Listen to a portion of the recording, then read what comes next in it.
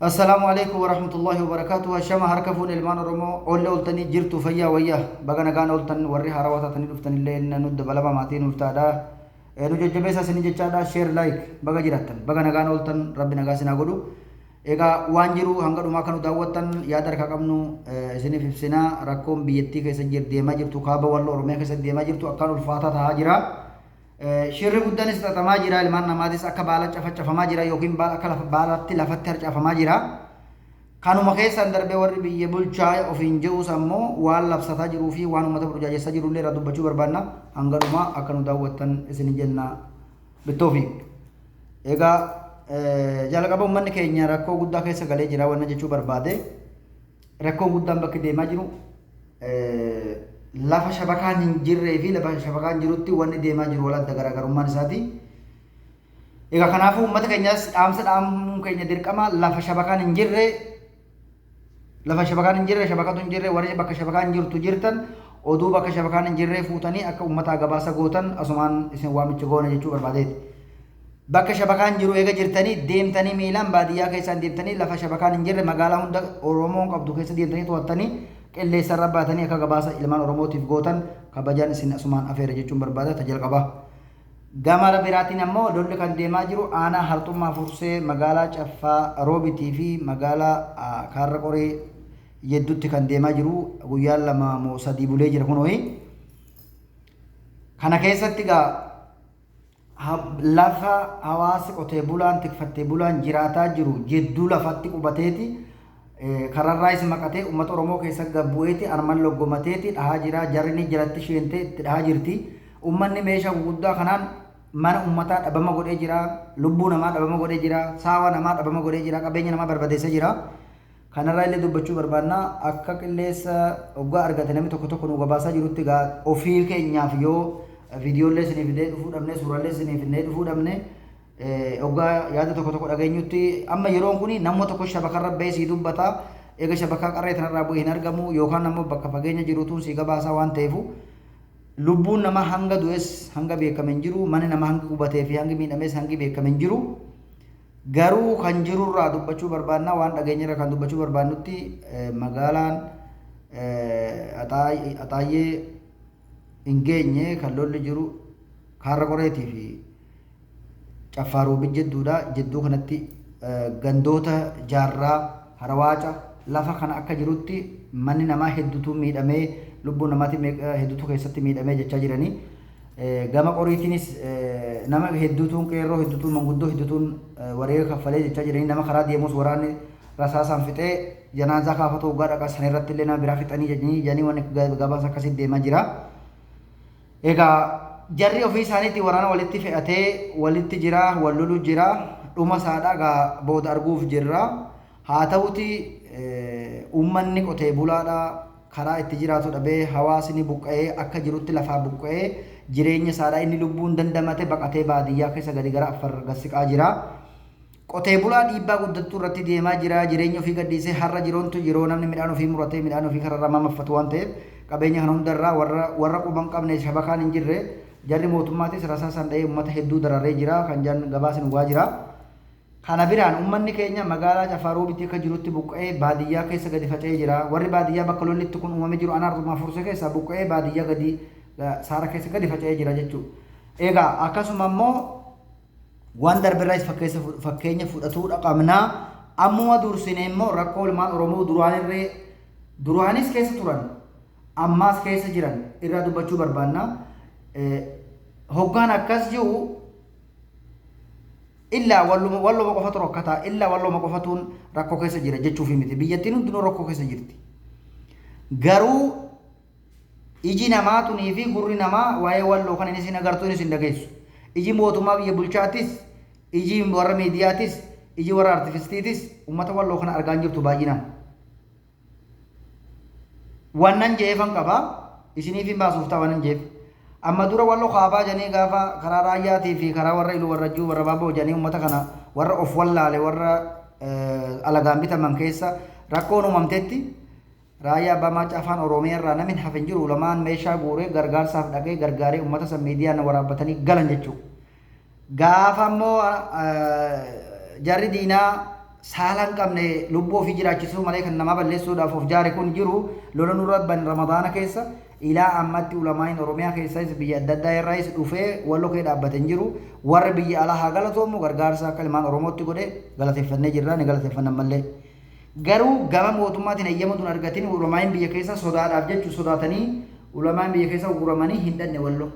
gargaarsaaf hin dhanne maaliif waan uguramaniif waan mootummaan ugureef gaafa ammoo garas oromoo walloo irra darbuun argamte rakkoon yookiin sagalee jaraatiin argamte miidiyaan jaraa qilleensarra oolchee deemanii dhaqanii ilaalanii galaniiranii jechuu qabeenya qaban dhaqaniini amma gaa wannan jechuu barbaade asirratti ilmaan oromoo walloo buqqanii jiran ala jiran lubbuun nama akka jirutti baqatee saara jira jechuu muka jala yeroo kanatti eenyutu dhaqee arguuf deema eenyuun miidiyaarra dhaqee baasuuf deema isa jedhu amma waliin ta'ee ilaalla ilmaan oromoo walloo akka buqqaanis hanga wareegamaniis hanga manni isaanii gubatees hanga lubbuun namaa hafees hanga lubbuun namaa madaahee kan malle ta'es waliin ganaa eenyu ka gabbaasu arguuf jirra ammumataa akka jaajala qabadha namni harki citee jira namni miilli citee jira namni qaami guutuu citee jira namni lubbuu dhabe silaa lakkoonne hin fidnu kana hunda namni gabbaasu hin jiru maaliif miidiyaan jaranuuf diina miidiyaan oromoo ni sodaatti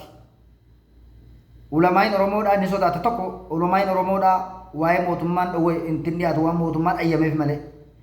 garuu immoo bakka isa biraatti ulamaan bakka ulamaa bu'ee kaaba walloo keessatti gaafa rakkoon akkanaa uumamte warra gargaaree ulamaa amaaraatu gargaaree jechuudha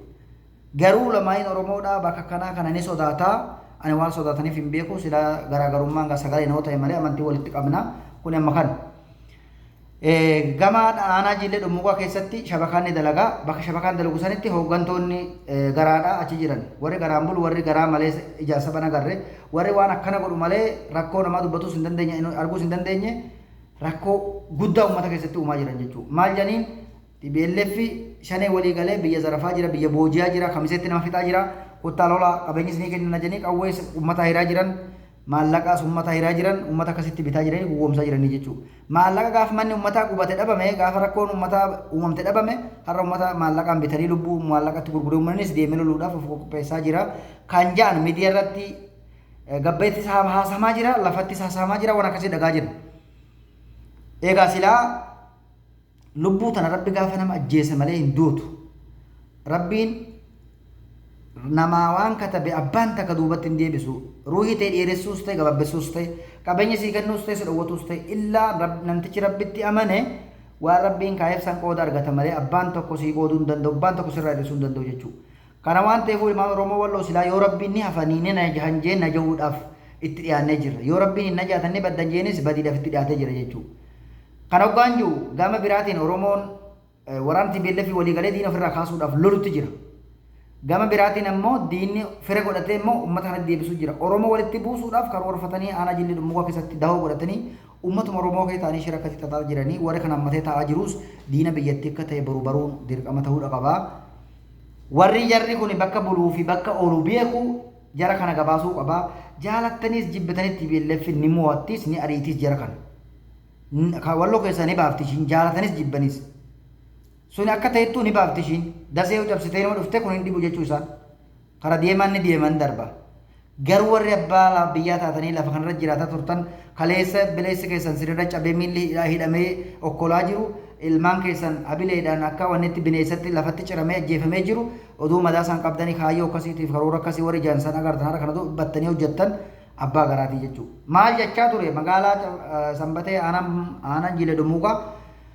nuti kursii teenya jecha wareega kaffaluu qabna hawaasaniin wajjin dhumuu qabaa qoonqoon teenya ni baddii garaan keenya qullaan buluu sagaleen isaa ragaa nu bira jedhe jechuudha akkam jee maaliif namatuun gaafii itti godhee maaliif waan akkana dalalda wanni kun nuuf gaarii miti hawaasa keenya rakkoo kaleessa uummanni akka bileedhaan akka bineensaan nu kaleessa maal raffattan jennaan isinuu biyya alaa teessanii lafaan laftan maallaqaaf jettanii ni kam nuti bar kursii teenyaaf doonaa kursii waan biraan qabdu sana qabdi rakkoo kana hunda hojjetaa jiranii jechuudha uummatatti burjaajii akkanarraa uummanni keenya of qulqulleessuu qaba diina kaleessa uummata keenyatti of jaaree yoo walloo oromoo inni naannoo magda laallibbat jechaa ture san beekuudha qaba jechuudha uummanni amma fedhee ta'u jechuudha waan san beekuu qaba uummanni wanni akkanaa kun uummata keenyaaf gaarii miti ummanni yoo kan biraa dhabe ummanni keenya mana ofii galee qabeenya ofii eeggatee haa ta'u dabatee abbaa takkattuu qawwee hin butiin hin barbaannu dabee haa ta'u kana keessa immoo inni itti amane inni lolatti jiru haala lolu sun garuu hawaasni qulqulluun nagaa barbaaduu qabaa naga buusuu qabaa kaabinee jala deemuu qabu hawaasni kaabinee gurra kennuu qabu jarri kun kaleessa diina uummata keenya qawwee irraa fuusaa ture hidhaa ture waan meeqa hojjetaa ture waan akkasirraa of qusatuu qaba gama biraatiin ammoo ummanni keenya amaanaa hawaasa warri biyyaa hawaasa Oromoo Walloo biraa amaanaa ni qaba kana jiruun barbaadu amaanaa waliin qabnu ni beektan isinis amaanaa akka hawaasaatti akka hawaasummaa bolummaa firummaa amantii waliin qabnu kabaja waliin qabnutti amaanaa wal biraa qabnu qabna amaanaa wal biraa qabnu san akka wal ganuun hin argamne jechuun barbaada kanuma asumatti dhaamsa kiyya kan Oromummaa ilmaan Walloo guutuu ilaallatu amaanaa waliin qabnu Oromiyaarraa illee amaanaa kana keessa kan isin kennate amaanaa Oromummaadha waan amaanaa sin biraa qabdan diinaaf akka laalne amaanaa keessan ofumaa tahaa diina keessan ofirraa eega amaanaan akhira nama balleessiti duniyaa nama balleessiti kanaafuu ilmaan Oromoodha diinni isinitti xiyyeeffatee jira diinni karaa hundaan sin ilmatuuf dhaabbatee jira jechuudha diina karaa hundaan isinitti xiyyeeffate kana isa fira sinii ta'u isa fira sinii ta'u garuu ragaan lubbuu ilma namaa barana bahee sinii gala ture sinii baha ture sila garuu isin sanii nagarree har'a firri keessan garaa ta'e garaan firan ta'u immoo garaan eega haddee dhumate garaan ni nyaataanii baha eega bahee wanni biraa hin jiru jechuu firummaan isa asuma dhaabbatti garaaf jecha firummaan kutina garaaf jecha biyyan gurgurina garaaf jecha jannummaa keessan hin balleessina garaaf jecha seenaa keessan hin balleessina hawaasa keenya wanni nani dhaamu kana nama tokkotti garaaf jecha akka seenaa sin hin banne burjaajii deemu hunda jalaaf qusadha ila jarri kun gamaa gamana bilbilee zarafamuu jirra manni keenya noffollee walitti deebite shanee fi dibilee fol fitte jirti ololleen akkasii wanni takka hin jiru kijiba biyyi bakka ishiin irra darbarte tasgabbaa'ee namni gabayaa godhatee nagaa wal kee bobbee jiraataa jira mootummatuun meeshaa gurguddaadhaan xayyaaraadhaan uummata dheefitaa jira bakka lolli jiru ndahu bakka lolli hin jirre uummata keenya nagaadhaa lafatti dhahaa jiru fursee maaltu jira furseen biyya baadiyyaa keessatti dhahaa jira jechuudha karaa dareessaatti maaltu jira dareessa keessatti uummata fixaa jira jechuudha artomaa gubbatti maaliif waan takka jechuun biyya baadiyyaa waan keessa jirre hawaasa qotee bulaa bobba'ee galu mana uummataa qorqorroo adii keessa jiraataa ture dhahe jechuudha imaaraan hin jiru manni tokko bulukaan ijaaramee doora lamaan jiru jechuudha kan doora takkaatu hin jiraatu qorqorroo adii malee rakkoo kana hunda nurratti geggeessaa jira mootummaan kun nageenya ummataatu hin taane jibbiinsa ummataati maaliif Walloo baduu qaba wanni Walloo jedhamu kun godina kana nutu isin ilaate malee godinumti kunuu kan jiraate mana keessanii miti jedhanii bulchamti amma jiru kunuu dubbatee jira jechuudha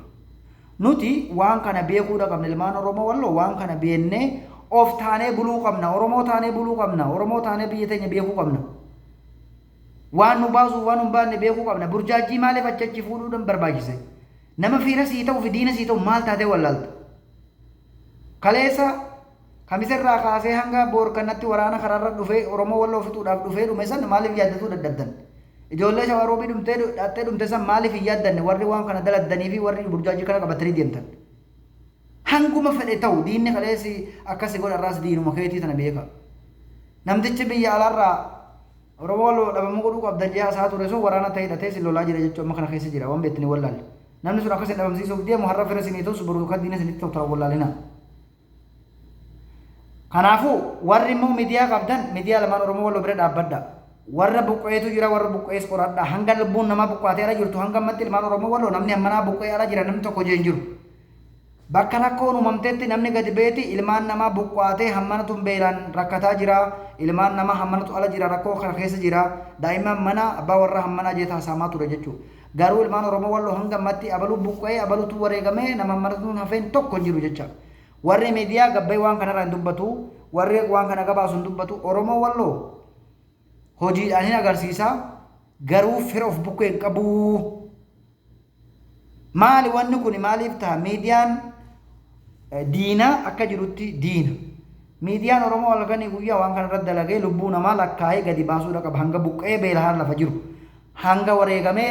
jinaazaan kan awwaalame hanga madaa'ee namni lafa jiru waan kana miidiyaan Oromoodhaan irratti dalagee gabbaasee qilleensarra oolchuudha qaba bakka hundaa jechuun miidiyaan gurguddaan beekaman akka Oromoo walii galatti isinii dhaamaa jira galatooma fayyata diinni nu cabsuudhaaf biyyattii guutuu keessa warri deeggara jaraa kala faga'eera